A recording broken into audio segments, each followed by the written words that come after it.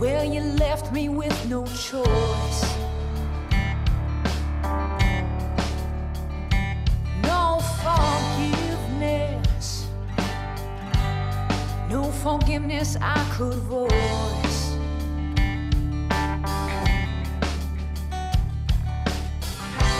Yes, I heard every word, and it's still ringing in my head. Fueling my fear. Oh, screaming red. It's like trying to run from the threat of yesterday. Holding you back, you can't let it go. Hoping to find some peace along the way. Oh, your restless heart, it steals the show. All along you thought you were following your soul, but you realize that fear is in control. Yes, I left you. Yeah, I left you screaming red. Too many voices. Oh, they were running in your head.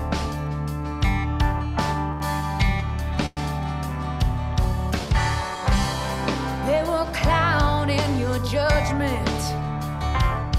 Oh, so I had to take a stand and unplug that silence. Oh,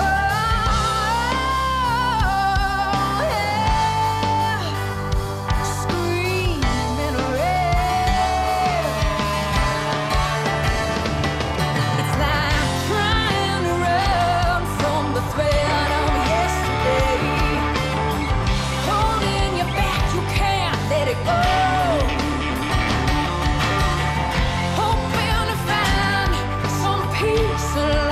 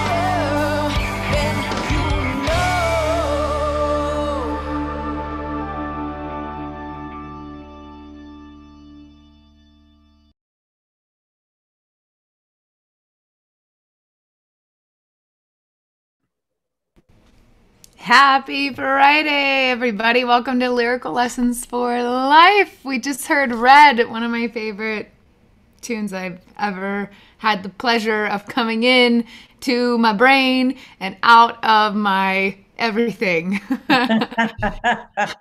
Well, that's a great way to start, Kelsey. Hi, everybody. So, out of your brain and into your everything. Let's talk about Well, that, well, shall we? it is it into my brain and out of my everything because it's like I was gonna say and out of my mouth or out of my hands and out of my, but the song is it comes it's right. I'm like looking as if I'm gonna find the answer on my wall, but it's like Yeah. feels right from my heart, right And from that my is out of your soul, everything. Absolutely. out of my everything, and it's funny that this song and many of the songs I've written, and I write them for myself, and I share them because I know that if I feel this way, someone else might feel this way. And what happens is that these damn songs, they keep meaning new things to me. They keep meaning new things to me, and they didn't change. It's the same studio version, but it because I change, the meaning and how I'm connecting with the same song, the same version, continues to change, and I listen to that with you all, and it's I'm cheesing All right, because the your song just dimples. yes. Yeah, Yes. your dimples are popping. So, um, I'm curious, Kelsey, what's changed? Like, from where you were when that song evolved to where you are now, how are you feeling with not letting fear be in control? Oh, you know, I go back to when I wrote the song originally, and I remember very vividly, and let us know in the comments if this has ever happened to you. There are times in my life where something will happen, and it'll be a moment that is it's very clear in my memory. And sometimes these are trauma, like things of trauma, which isn't good. In this one, it was when I was writing the song, I have a memory of writing the lyrics, but I realized that fear is in control. And when I wrote those lyrics, I was sitting on the floor of my bedroom with my guitar. I had just learned like three chords. I'm putting this song together. It was something that I didn't know what it was going to be. I knew I had something to get out of myself. And then I wrote the lyrics down and I bawled. I mean, I ugly cried. It was just me and my guitar and my notebook. And I'm sitting on the floor going, that's what it was. That's why I'm where I'm at. That's this makes sense. And it was an ugly cry, but it was beautiful because I found something that just made sense. And the time in which I wrote the song, I was very broken, very much so broken, and music helped me at a time when I was coping the best I could. I did it in my coping mechanism was work. So I threw myself into goals and tasks, and I was very good at being a chemist. In the lab, I was very good. And I realized something was kind of wrong. And it wasn't that I had any immediate danger right then. I had separated that from my life, but I just didn't understand why things had happened and why I was where I was at. I didn't understand. And it was that moment when I wrote the lyrical line of realizing that fear was in control, that it was an epiphany. It was a huge, huge moment for me. Yeah. Yeah. Yeah, I identify with that moment and the word broken that goes with it, that you are remembering how broken you were then, and at the same time realizing that fear was in control and knowing something needed to change to come out of that broken feeling and really rise out of that, find the strength and rise away from the fear.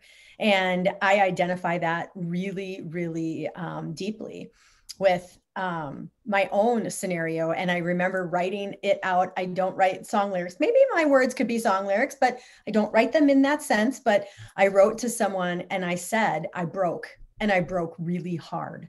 And I realized fear was leading the way.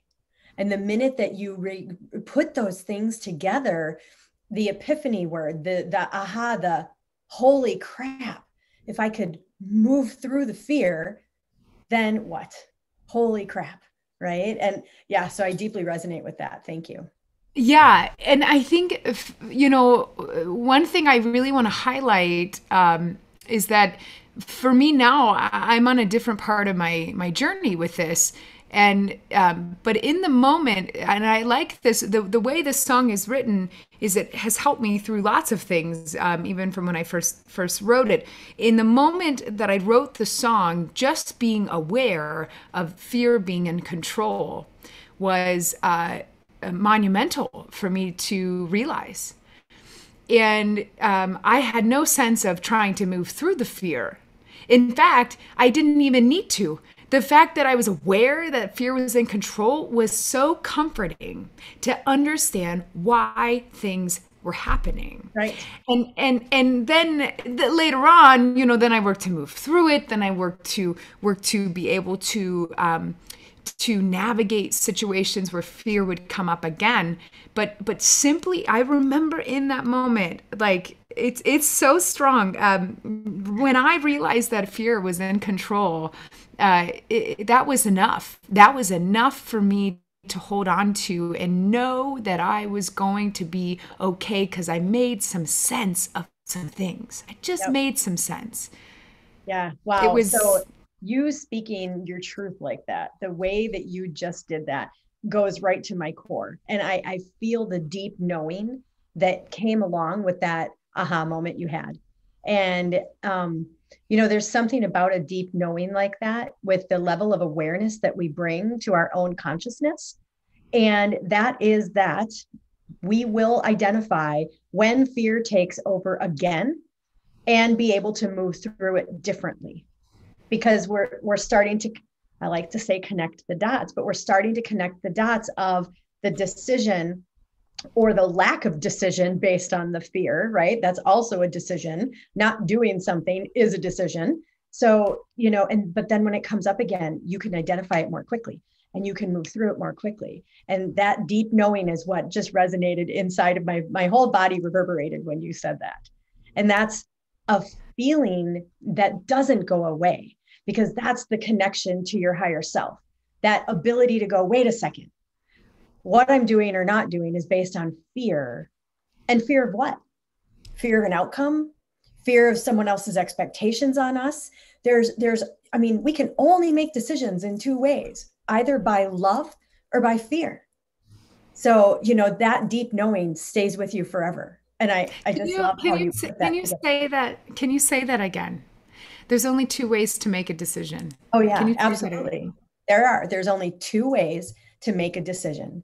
You're either making a decision out of love or you're making a decision out of fear. That's it.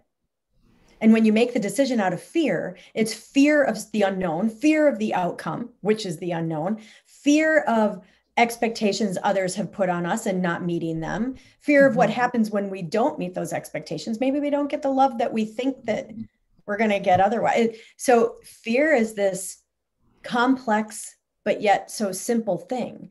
And when you make the decision out of love, it opens the door to everything that's possible. I love that. I love that. Sending love back. Thank you. Love is good. I love it. That's fantastic. Awareness puts oneself at eye level with fear. We aren't under its blanket. Yes.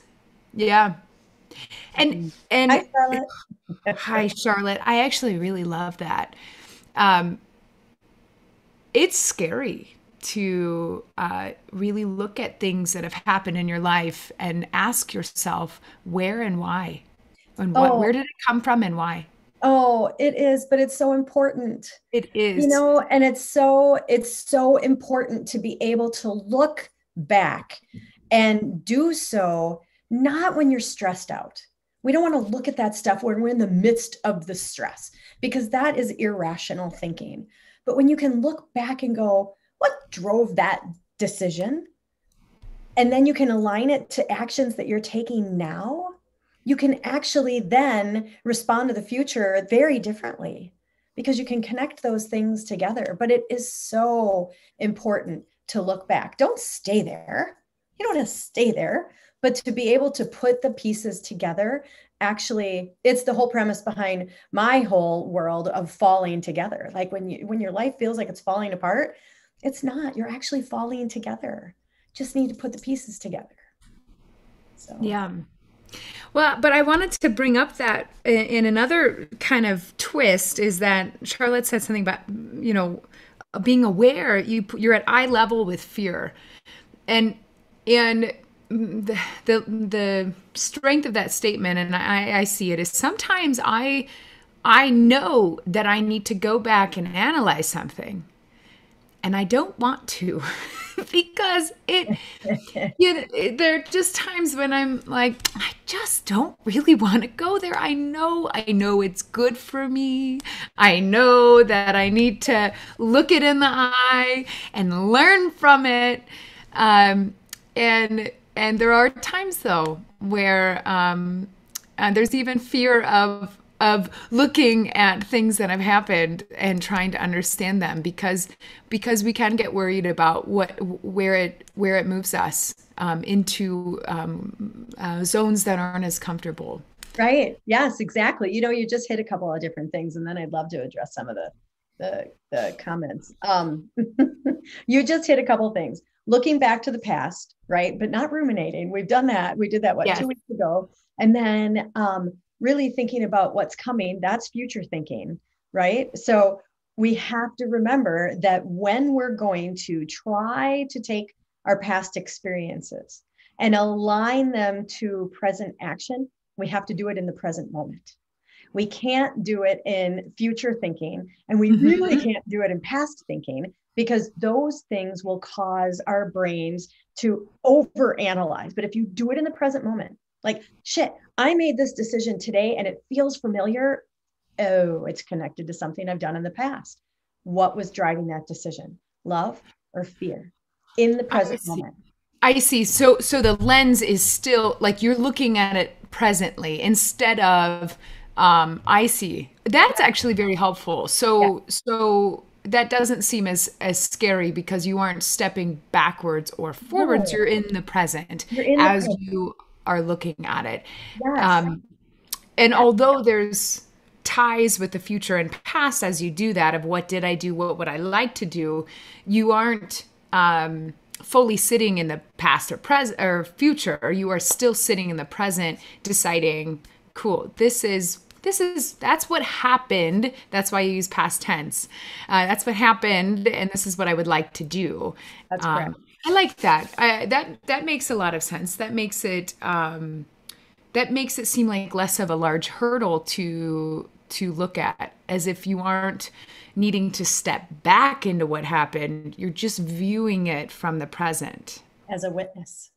As a witness. I always do this. Hallelujah. As a witness. Like as the witness is looking down, right? You're not judging what it was. You're not shaming yourself because it won't change. The past experience won't change, right? That experience stays exactly as it is. It's what we do with it in the present moment. And the next time the opportunity arises that feels somewhat similar, that's what has the opportunity to be different. The story around it is different. What you take with you is different. I love it. And we don't want that to be fear-based. Right. So you brought up that once we, and I feel this very strongly, once we become aware of something, in this case, that maybe fear was in control of a choice or a decision, it becomes easier to recognize it. And I know that's true for me. I've been able to recognize these things, and although I still make bad decisions and I call them bad decisions because they're mine and I can label them how I would like to. Beautiful mistakes. They're beautiful mistakes. And I probably still will. And I'm not concerned about that. I just know that I can recognize it at least faster than I could before. And to me, it's a fun challenge for the rest of my life to consider, to just try to make fewer fear-based decisions. But let's talk some about, like, once you kind of become aware of that. And I think it can be really off-putting when you make another decision and you feel like you're like, I thought I learned this. I thought I learned this already. Yeah. Yeah. And that's subconscious. We are made of layers, right? And when we are able to heal something at a layer, at a top layer, the next layer goes a little deeper and goes a little deeper. And oftentimes the subconscious will take over. And it will take over in our decision making, and we won't stay conscious.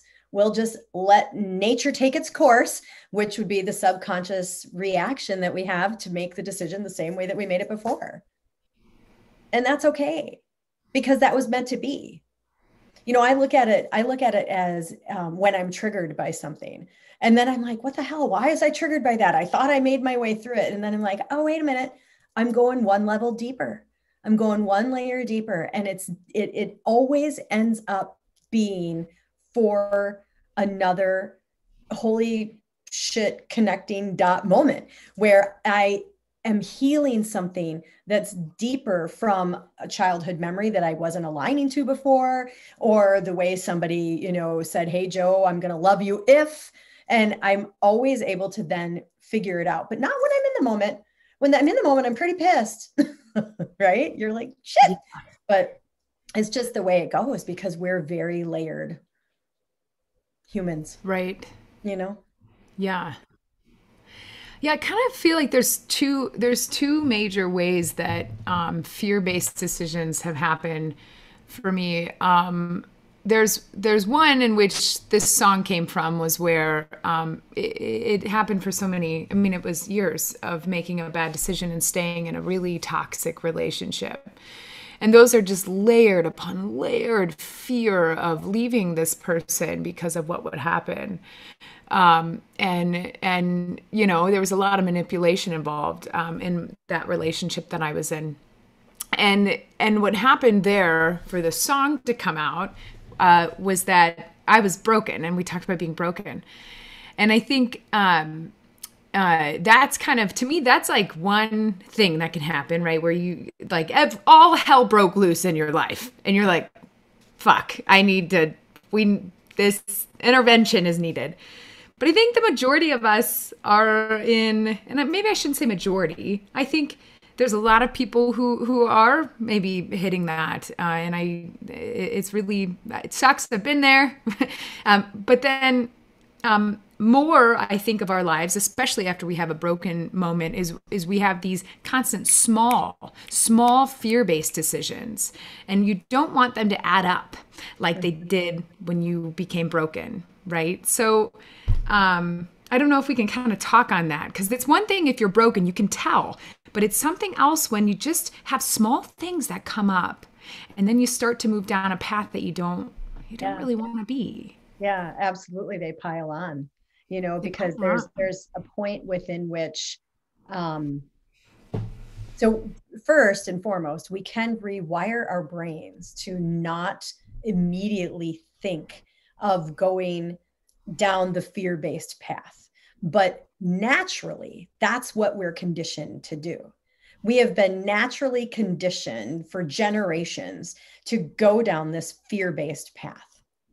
And we can rewire our brains by recognizing, having that awareness, and then recognizing what our own personal triggers are. What are the things that we know happen inside of us when we're starting to go down that path? And, one of the things, I mean, if you've made a decision and it was a fear-based decision, you have the awareness about it. The only thing you can do is stop in that moment and give yourself some grace, right? No judging, no shaming, going, okay, I did it again, and stopping what comes next. It is a hard stop. Like, okay, I've made the decision to stop. I need to understand the emotions that go with my ability to make a fear-based decision or my ability to make a love-based decision. And it is a conditioning and a recurring and a repetition, in order to really catch it when it happens. But the piling on of fear-based decisions is almost when someone feels like there's no hope. What's it matter anyway? What's it matter anyway? But it always matters. It always matters. So I don't know if that was me. I don't know if that connects with me, because I thought I was doing things that I thought I was following my soul. And in the song, I say, all along I thought I was following my soul, but I realized that fear is in control. I didn't even know. Right. I didn't know. Right. And I think that's a real thing where, there's a side of making a decision when you're afraid to step outside of your comfort zone or do things like that, right? Like that's one type of fear-based choice. But, there's also this topic, it's so big. There's also another side where I really think you can be unaware of some of the fear and the fear that you subconsciously have. It is. That's exactly what it is, and it's unaware and it's subconscious. And we continue to go down the path of making those decisions. And Lisa points out it's the trauma response. It is the subconscious trauma response that we're conditioned to. And we're all trauma response, right? We're all conditioned to something. It's fight, flight, freeze, or fawn. All of the things that we do in a trauma response are reactive and fear-based. Fight, flight, freeze, or fawn. They're all fear-based. So yes, it's subconscious. And that's why when you have the awareness of what's happened, and then all of a sudden you make another subconscious fear-based decision, the hope would be that you're able to find that awareness again more quickly, because it's going to feel more comfortable. It'll feel recognizable. Like, wait a second, I made a decision out of fear before. This is what that feels like again. Oh yeah, here I am again. But yeah, it's all subconscious. You can make a conscious decision based on fear if you'd like. But if you're going to do that, then be happy with it, right? If you're going to make a fear-based decision subconsciously, be happy about it. That's okay too. No one's telling you how to live your life. If you want to do that and stay where you're at and make that fear-based choice, that's okay. Just be happy with it for however long you stay there. Yeah. Yep. Not the topic of today's conversation. No, no. And I like that Inga said, fear can be paralyzing. It really can. So let's I want to talk about that, because then Iris brings up, often the fears are way overblown too. One of my favorite questions is, what's the worst that can happen? That is my favorite. I want to tell a little story. So this is music related. When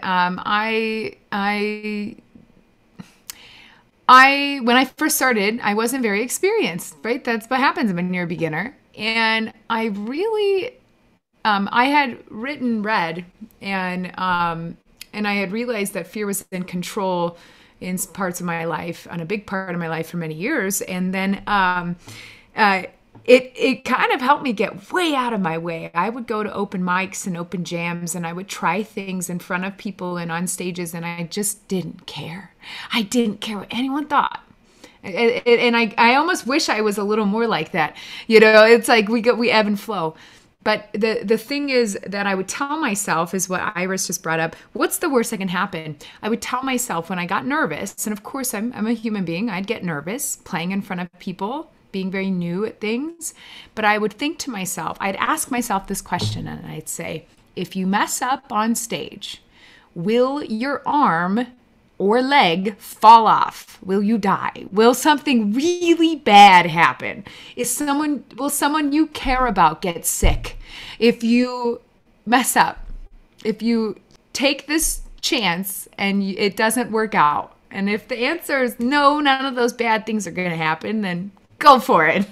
You know, what's the worst thing? The worst thing is I could make a mistake and maybe feel a little embarrassed. That's okay. Let's do it. Yep, exactly. Exactly. And you know what? That's absolutely staying in the present moment.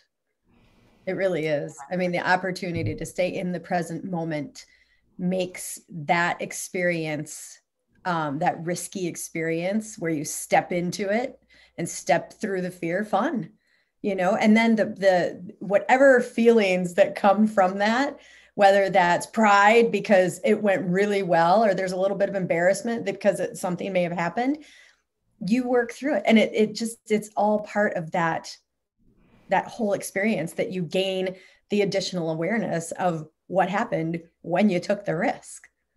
Yeah, I love that. When you took the risk. And I think for me, that's key. So when I realized that fear is playing a role in something, whether or not I'm going to listen to it or not, but it's around a choice, I like to take that and actively decide what I want to do.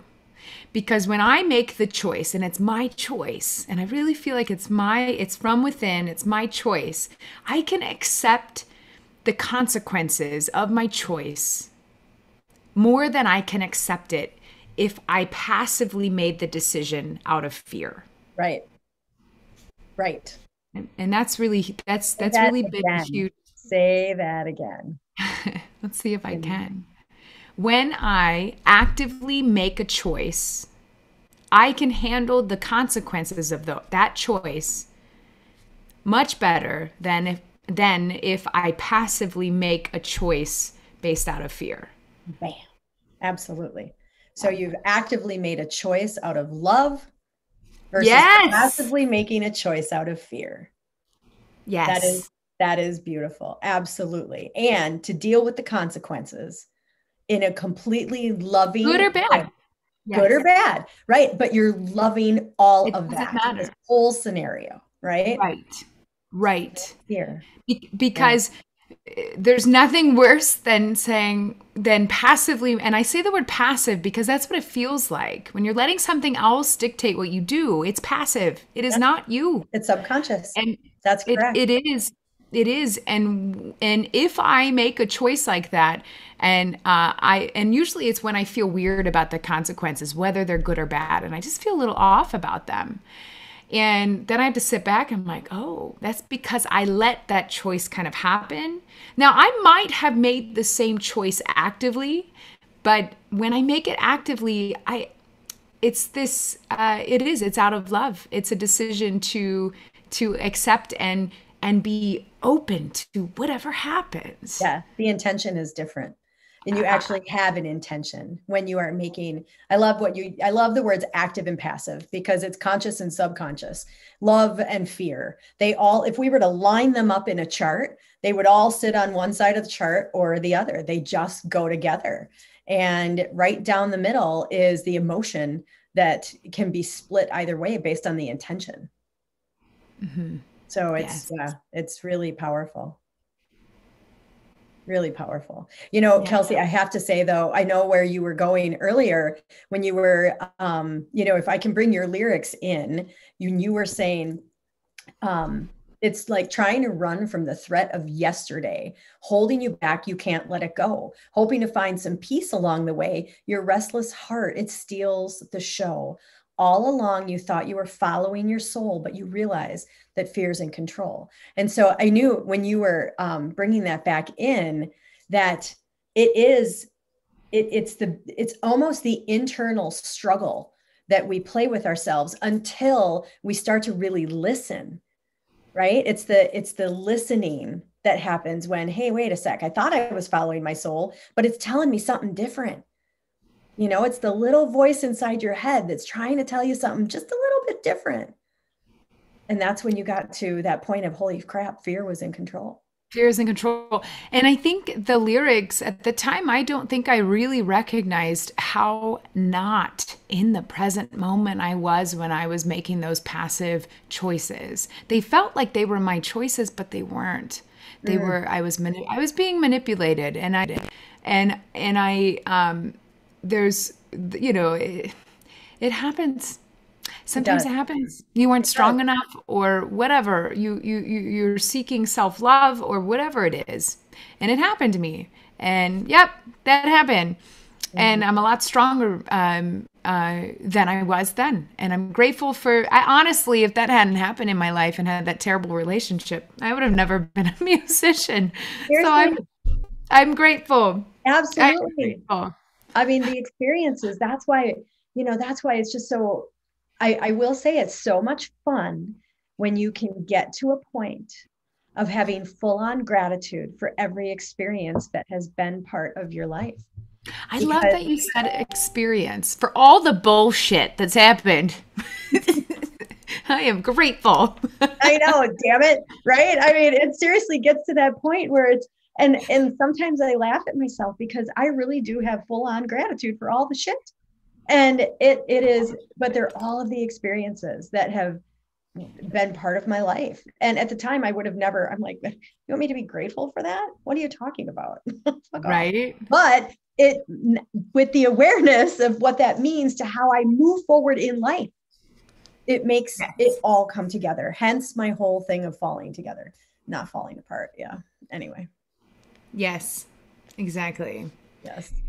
I love this. I'm going to go to the comments here. So many wonderful comments. So don't harass the beginner. Angela, I love this.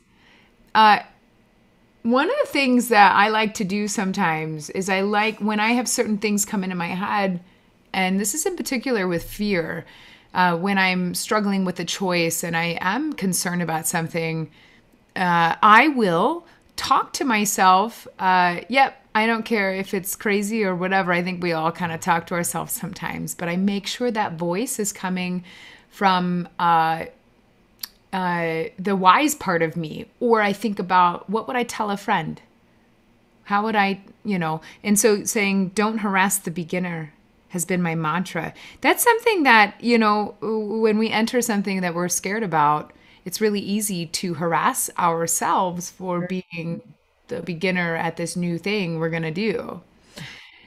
And that's not helping anybody, but we all do it. Right. So, I think I like that, saying, don't harass the beginner. It's really, you're adjusting your inner self-talk. Yeah. Yeah. It can make us feel so small if we continue to beat ourselves up. And clearly, where's the risk taking if we continue to do that? Exactly. I love it. I resonate with that. And that resonates with me too. 4 months. Angela, but did you die? That's right. I asked but did you? And I'll ask myself when I get really upset when things don't turn out. I didn't die. No one I cared about is sick. Nothing happened to the people I care about. The most important things, my cat's healthy. I don't know where she's at. Everything's good. It's okay that I made a mistake. Absolutely. Yeah, she repeated what you had said. Yeah. Or combining what we had said. Yeah, it's so. Would I say this to Iris just said, would I say this to my friend? That is probably the most useful inner self-talk that I've started. And it helps me tons when I have a fear-based choice in front of me. And when I talk to myself at making those choices, or I do feel some fear creeping in, I say, would I say this to my friend? What would I say to my friend if they were dealing with this? It is because it's easy to, I don't know about you guys, but it's easy for me I care about others. And sometimes I don't do the best job at caring for myself. But Yeah. it's easier for me to care about others sometimes. It's something I'm working on. So No, that statement works for me. Yeah. yeah. Question. It's a big one. And there's so many times when, you hear people say, why is it so easy for me to do this for others and not myself? Mm-hmm. Yeah. Yeah.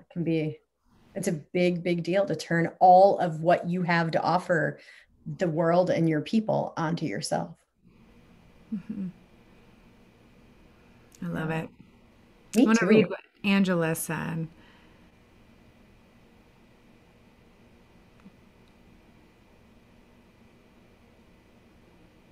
I love that. Yeah, she did. She repeated it. When I actively make a choice out of love versus passively making a choice out of fear, I can accept the consequences. I'm going to write that down on like my mirror or something to remind me. Yeah, it became a really big thing for me when I realized that we break down decisions based on love or fear. And whenever I start, and you can do this in the way you communicate with people, and it's really changed the way I'm able to communicate. It's changed the way I've made decisions.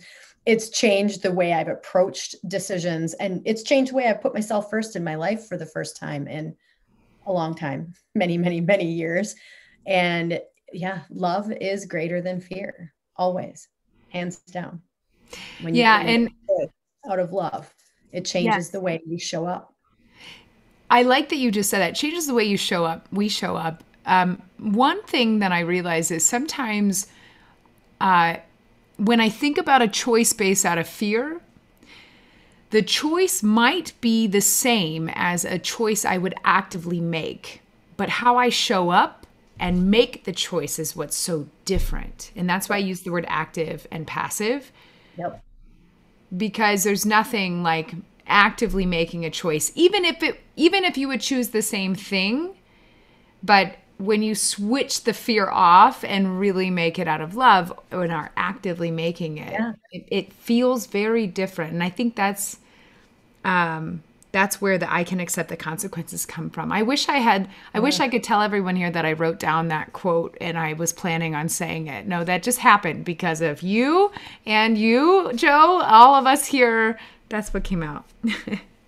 Yeah, it's a beautiful combination of active and passive and love and fear and subconscious and conscious. It's I just had a thought that we are sort of making an assumption that all fear-based decisions are bad in this conversation, and they aren't, right? A decision is you always have a choice. And like I said earlier, if you're going to choose to make a decision out of fear, the intention behind it isn't bad, right? It is what you need in that moment. So if you can stay present and make that decision and you have to make it out of fear based on where you're at in that moment, then do it and be happy about it, right? No regret, no judgment, no shame, none of all those things. But sometimes the fear-based decision is what we need in that moment. It's a matter of intention and staying conscious to it. So what you just said, this could be really tricky with people. It will only happen for someone to have the aha moment that you had when you were writing this song, to have the aha moment I had when I realized I was making choices out of fear, when the person is ready. Yes. Yeah. Right? And it's so important to just remember that staying in the present moment will help you in those, really tough times of, how do I do this? How do I do this? How do I choose love over fear? All the things that cripple us when we're trying to make the decision, but staying present and having the intention behind it will drive the whole piece, to the puzzle of coming together. So. Yeah. And asking yourself, like, if I make this decision, is my arm going to fall off? Probably not. It's probably not. So I like to put ridiculous things into my brain when my brain starts to overload, because it puts a little wrench in the gears and it says, hey, brain, stop. And maybe that's my own way of getting present, because then I it's like, oh, you're going to go on a little roller coaster ride and think about all the things that could happen. That's fine. I'm going to throw in another idea that your arm just falls off.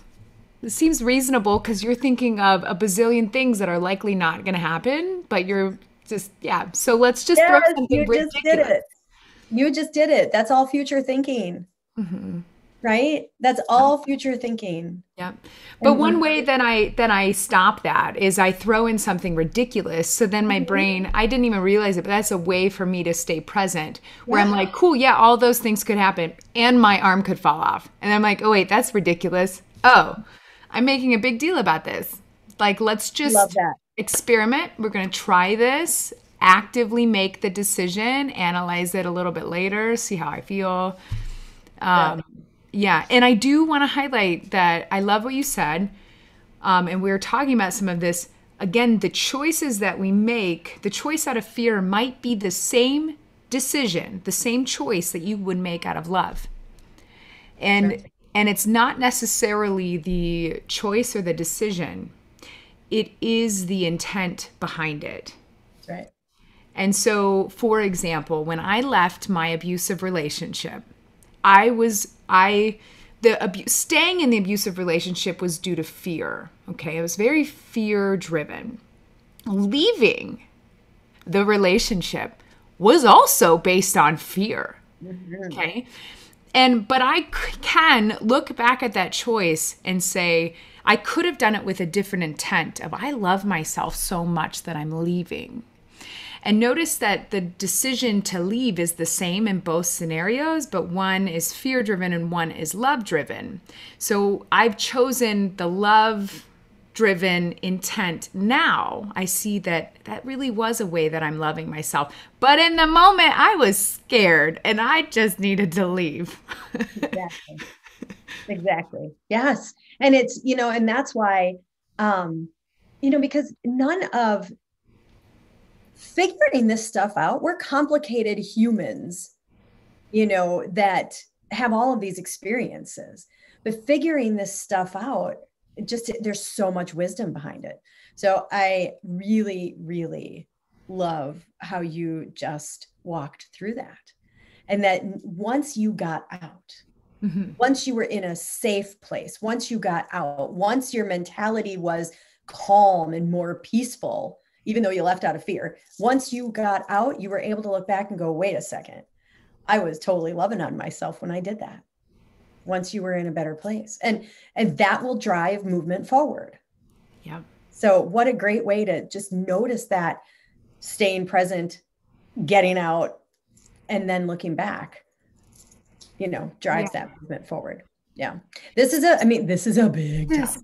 It is, but I think we just uncovered something really important, which you did, is talking about this, and I think it's coming up in the chat some too, about the compounded on bad investment of choices. Just, oh yes, sometimes you're feeling the fear for a good reason, and that fear isn't bad. And making choices out of fear isn't necessarily bad. The choice could be it's not ideal, right? The choice you make out of fear, in my case, was the same choice I would make out of love.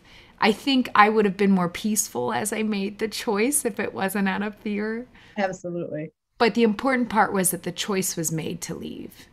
And I'm forever grateful that I made the choice regardless of the fact it was based out of fear. And so fear is not bad. Fear is a good thing. Fear does let us know, what's going on around us. It helps us understand ourselves better.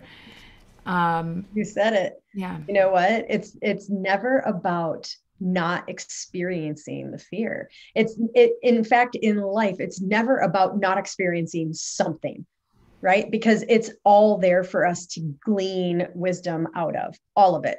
And some people are like, oh, when I say love is greater than fear and communicate out of love, not fear, I don't mean forget fear because it's never going to be there again. Nah, that's a bunch of BS. It will be there, but the awareness, the consciousness, the intention, it all shifts once you can identify what that looks like in your own life.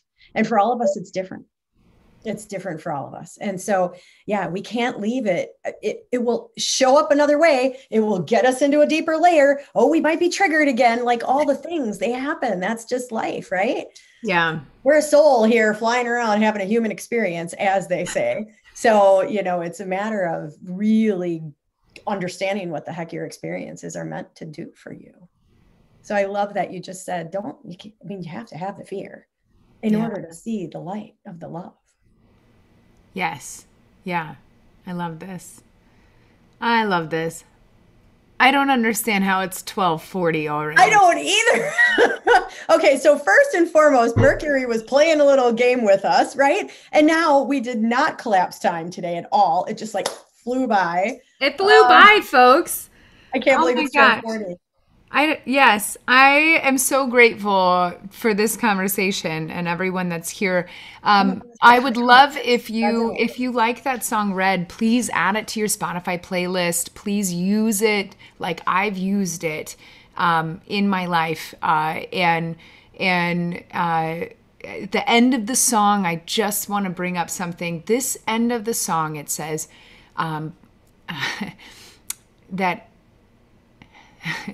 It says, don't let fear be in control because you are stronger. You are stronger than you know. I did not write that when I first became aware of the fear that I had been experiencing. This is after, by the time I finally felt enough, I had enough courage to record this song and not just keep it a little to myself. And by the time I had courage to actually put it out in the world, I was stronger.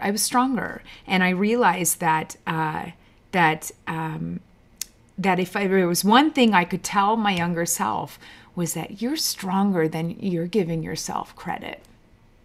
Why are you going to make me cry? I'm already, can you see it? It's coming. It's coming. I tried to hold on for so long to cry. I did so well. We almost had an hour without crying. But you know what, Kelsey? It's such a beautiful experience to go here with you because this is like we talked last week or the week before, the evolution of the song and how when you get to the point of recording it and your experiences have changed and you've evolved and you've come through it, look at what you can add and the power behind that.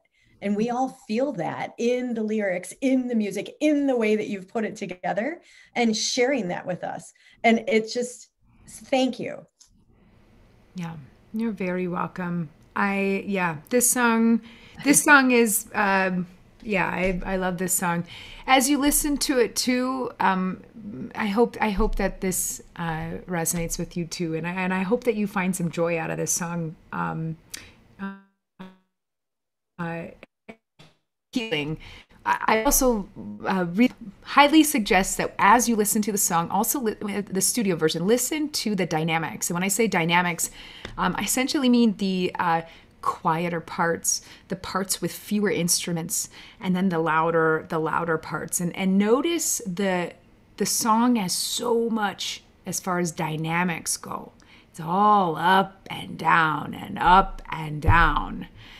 And that's what that process was for me. That's what the process is. And so the song isn't just the lyrics and chord progression. I wrote the song with the dynamics and the way that I added in. If you listen to it with headphones, or nice speakers or in your car. There's a very low bass note that you'll hear in the first several seconds of the song, and it comes in and it swells. That is the knowing that something is wrong. I could talk about this song forever, but pay attention to not just the lyrics, and as you listen to many of my songs, there's layers of them. And so when you first listen through, you'll catch some of the lyrics and then keep listening and keep trying to find the other instrumentation because it's going to help you as you look at choices in your life and based out of fear. And it's going to help you connect things if you connect with things musically like that. Yeah. So, I think last week on Monday, I don't even know, when we decided we were going to talk about Red, we both said it could be 2 weeks worth of a discussion. And I mean, we clearly just proved that to ourselves, right? We did. Yeah. And I love, I can't thank everybody who's with us enough for the conversation, for the commentary, yes, for the resonance, for, feeding us with other ideas and thoughts, because it's not just about this. Really, actually, this has nothing to do with Kelsey and I. Mm-hmm. It has everything to do with you guys. And it just, I get so, I'm just like reverberating on the inside. My whole insides are doing this tingling thing. Same here. The energetic connection of what's happening right now is so strong. And I just can't thank everybody enough. And Kelsey, thank you for however this thing popped up and what we're doing. Because thank you, Jo. Seriously, thank you. This has been transformative in my own songwriting and just life. And I love who we've met and lyrical living. Lyrical living. Oh, see, Angela, you just keep coming up with them, sister. Hey, Kelsey, what's so fun is I get to meet Angela for the first time in person next week. That's Wednesday. Exciting. Yes, it's very exciting. I will be with you podcasting from Park City, Utah.